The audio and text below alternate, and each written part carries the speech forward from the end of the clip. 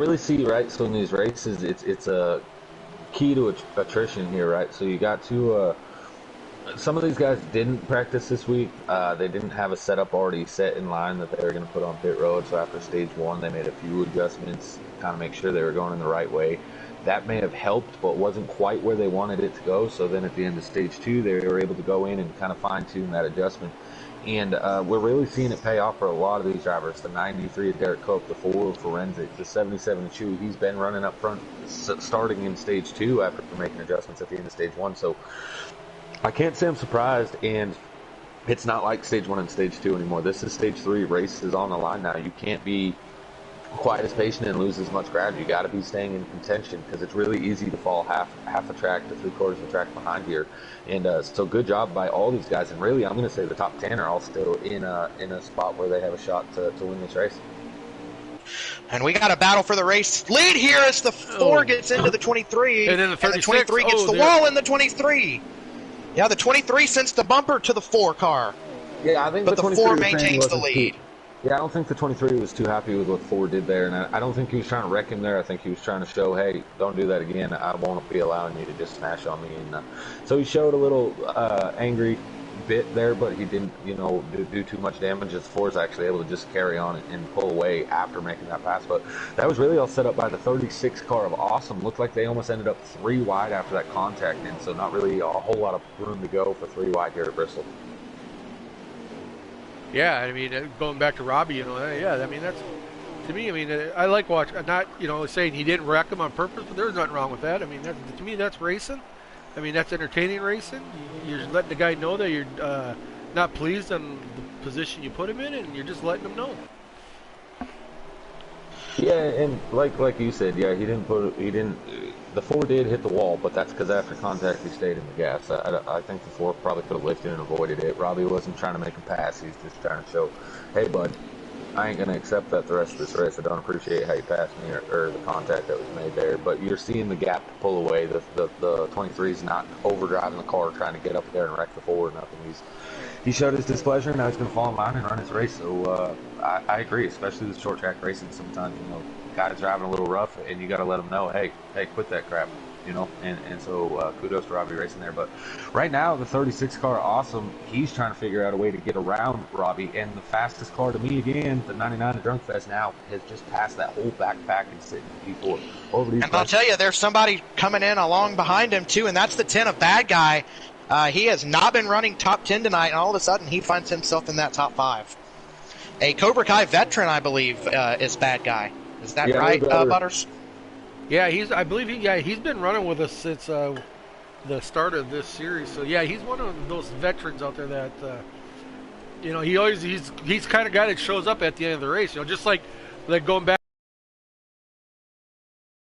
struggled here early on, and I think he's just slowly but surely dialed his car in, and there you go. He's running in that P4 spot. Yeah, up right there behind Bad Guy, we actually talked a lot about this guy, how he was having lots and lots of problems. That custom number 92 paint scheme out there. Loosey Goosey, he was not running very well in stage 1 or stage 2. He's made some adjustments. Now he's running right there behind that 10. I don't know if that's for position, as he may be a lap down, but if it is for position, what a rebound, as that would be P6 right now for Loosey Goosey. We got some contact here for the race lead. The 23 and the 4 are still just going after it. Yeah, we got a 3-car battle here coming up in at number 99 of Drunk Fest. He's just about ready to join the party here. So this is going to get interesting here, guys. Oh, there's contact. Oh, we're wrecking on the front straightaway around the 4. There's a wreck between Robbie and Forensics, and Forensics nose first into that outside wall. Forensic collects Chewy and the 92 of Pins.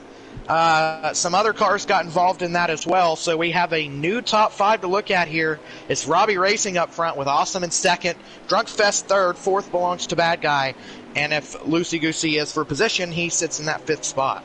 Yeah, I know the 4th car Forensics is going to be pretty mad about what just happened right there, but it looks like incidental contact. Brake is in the wall here in front of the leaders. Yeah, the 4 car was running up high. The 23 was in the middle of the track, which that's fine as long as you hold your line. Contact was made between the two, incidentally, in the corner and on the exit. The 4 car got really loose and come down and hit the 23, and that's what happened there to the 4. I'm sure that's not going to be what he says in his eye as to what happened, but that's what I was seeing on the stream there. But at the end of the day, 4 car goes to the rear. 23 is your race leader with the 36, 99, 10, and 92 running right behind him. 1, 2, 3, 4, 5. And 6th belongs to the 61 of Funky Town. Tiller falls back to the 7th position. And I just noticed the 93 of Braves hitting pit road. I'm not sure what happened there or why he's decided to hit pit road here, but I don't know. Do we have a pit stop in this stage? So technically, no. These guys have about 40 laps to the tank. There's 30 laps left. That's about where you're running right now. However, here at Bristol, your tires are going to play a huge role on whether or not you can actually make the whole stage. It's not going to be how much fuel you have, but rather how much tire you have. I don't know how much you guys have raced at Bristol, but you're going to start seeing the 4 Forensic. He's on pit road now, but these guys, once you start entering the corner and your tires are below 50%, you'll actually start seeing a little bit of smoke on the left side. Like the game gives you that little bit of smoke. We're not seeing it here on stream, but they're seeing it in their own cockpit view. And what that does is your car all of a sudden becomes one of two things, either unbearably loose on the exits or unbearably tight, depending on what you did with your adjustments. And if you can't handle it, you're going to have to go to pit road and be able to adjust that and come back out with 4 freshies. Now, you're going to lose 2 laps, but you may be able to come back out, maybe get a lap back, pick up a few positions. And I don't know if everyone's going to have to pit or if it's just those guys. So we're going to have to keep an eye on whether or not these lead cars have to pit and who can make it to the end without pitting. We had a change for 4th place there as Loosey Goosey goes around his former all-out teammate and bad guy for the 4th spot. Yeah, if that is indeed for position. Right, if that's indeed for position. Yeah, so I'm just cruising around here. Like I'm back up front here, riding around with Robbie, and kind of looks like they mellowed out here a little bit, got a little bit in line. But more as I say that, it looks like Lucy is making a move on that 4th spot there for 3rd. Yeah, and he is underneath the number 36 of Awesome. So is it saying that these guys up front, like guys like 36, like Awesome, and these guys burn their tires off, you know? And well, I'll tell you what happened to the 36. They were 3 wide off of 4 a couple of laps ago, and the 36 was on the outside. And now here comes the 92.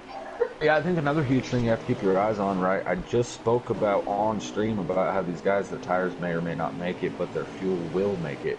So if you're somebody that they may have been listening to the stream and hadn't really thought about it, they just assumed they were going to be pitting, and then I say, oh, well, some of these guys are going to be able to make it. That's what brought them down, but you're also going to see people that'll start backing down the race pace to start saving those tires. Monster 22 around in front of the leaders, but he gets out of the way as the 4 Forensic now. Him and the 23 are going to continue their battle, but the 4 should be on freshies and be able to pull away from this lead pack. But it doesn't look like he's too happy with the 23 as he seems to be racing him pretty hard, not really getting out of the way. He did go to the bottom, giving the 23 the preferred lane on the outside, but the 99 at Drunk Fest, he's going to try to push the issue and make him 3 wide. 4 gets into the 23, puts him into the wall. 23 crosses him over. Contact is made. 4 into the wall. 23 back into the wall. Now the 4 is bouncing off Drunk Fest as he drives it in again. Lap traffic is intentionally out here trying to wreck the 23 car. Unacceptable if you are him. You need to get out of the way. 23 has a rough spot simply because of the 4 not happy as the 4 actually drives up and hits the bumper of the 99 at Drunk Fest. So yeah, so 99 takes that lead over. Yeah, the 4 right now might have some eyes on him as far as the administration is concerned, but that was some pretty dirty driving for a lap down car as Loosey Goosey here gets loose on the exit of the corner and gives back the position to the 23 of Robbie Racing. Robbie Racing and Awesome are going to continue their battle, but Drunk Fest right now is your race leader.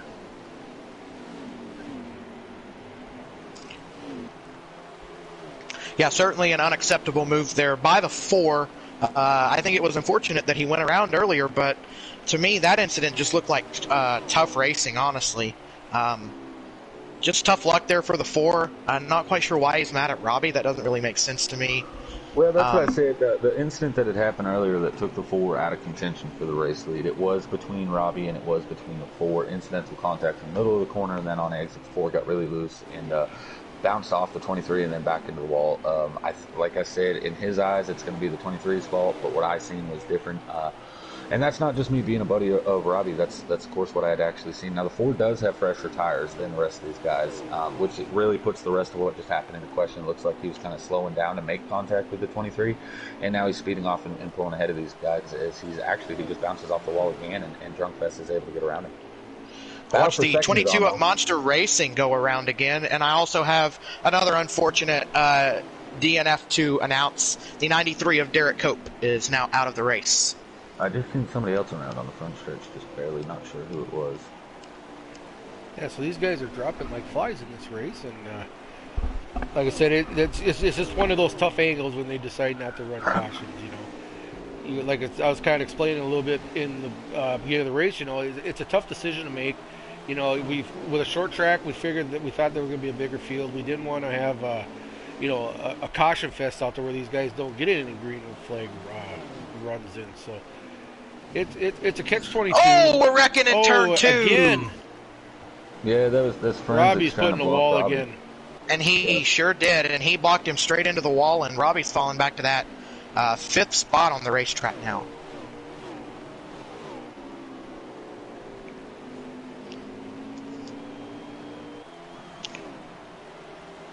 Yeah, I didn't catch exactly all what led up to that. Was that just something simple between the 92 and Lucy, or was that just, I guess I didn't catch that. I was looking at my phone, guys.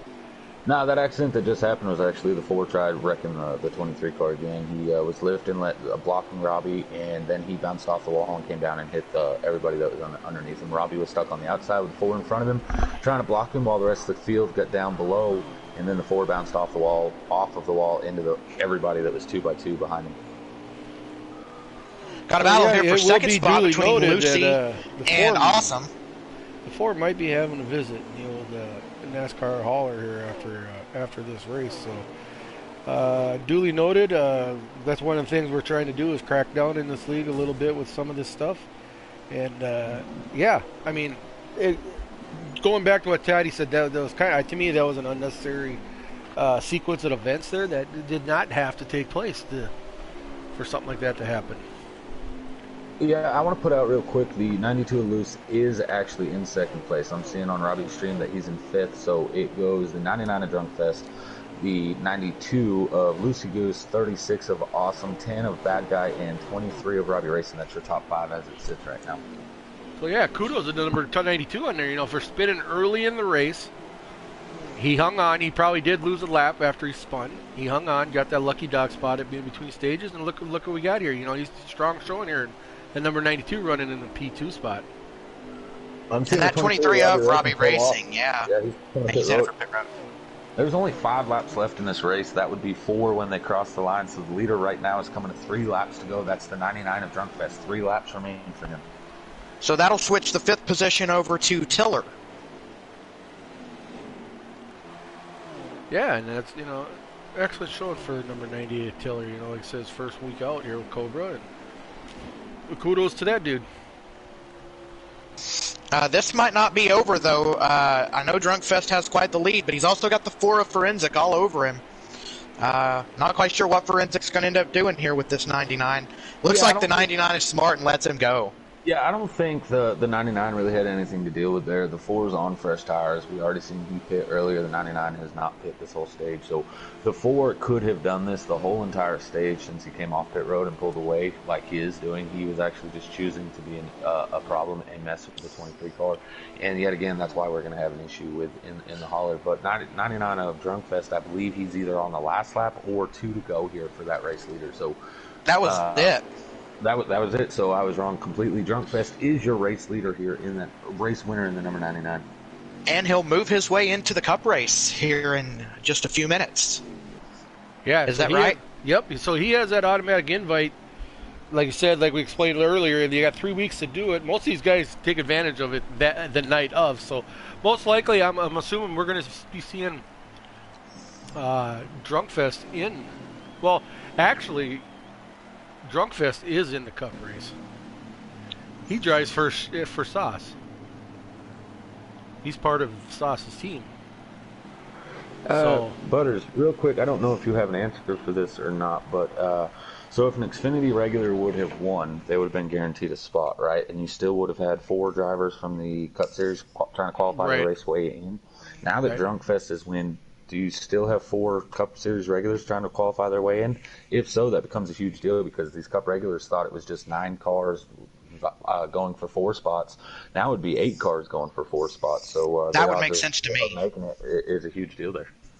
Right, and to be honest with you, I don't have that answer right now off the top of my head. I mean, we're going to have time here that I'm going to have to ask that very question to see how Chase, the main man here in this league with the Xfinity cars, wants to go about that. But yeah, I mean, dandy of a race. I want to congratulate Drunkfest on his win tonight.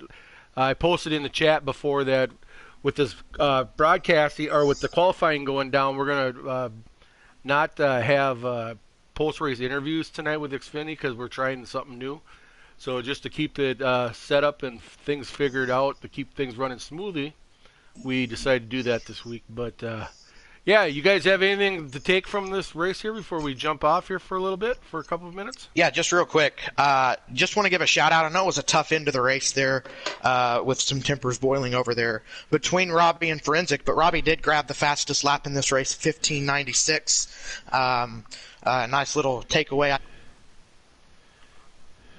No, obviously that's not going to be good enough, but it is the fastest lap. So Actually, so taken away, I thought Robbie handled that pretty good. They kind of went at each other a little bit earlier. Again, Robbie showed his displeasure. We didn't like that, obviously. They kept making contact. Season, I felt like he handled that pretty good, and that's something that if you're a captain, you really got to keep your eyes on. Robbie could have dove it in deep and taken the 4 out completely, and also got himself penalized for next week, but he chose not to do that. So I got to give kudos to him. But Drunk Fist coming home victorious, I got to give nothing but a big shout out to him. He stage 1, he's one of the fastest cars out the gate. His fall off was horrible. With the car got way too loose. He was losing a lot of ground. He worked on it at the end of stage 1. Still a little off pace. Worked on it a little bit more at the end of stage 2, and then came home victorious. And so, great job there by Drunkfest. And that is just throwing it out there. But at the beginning of stage 3, that was the driver that I said to keep your eyes on. Whew. Yeah. So there you have it, guys. We're gonna probably cut this broadcast off. Like I said, we're gonna set up for our first time we're going to try the 9-car single car qualifying for our cup race. So well, I once again thank Taddy for joining us here with his excellent insight on racing calls, and always entertaining to have him in here. And once again I want to thank broadcaster Clay, my partner here, for joining me. And on behalf of those guys, this is Old Man Butters, and we'll be seeing you back here in a few as we head to Bristol, come back to Bristol for the Cup qualifying.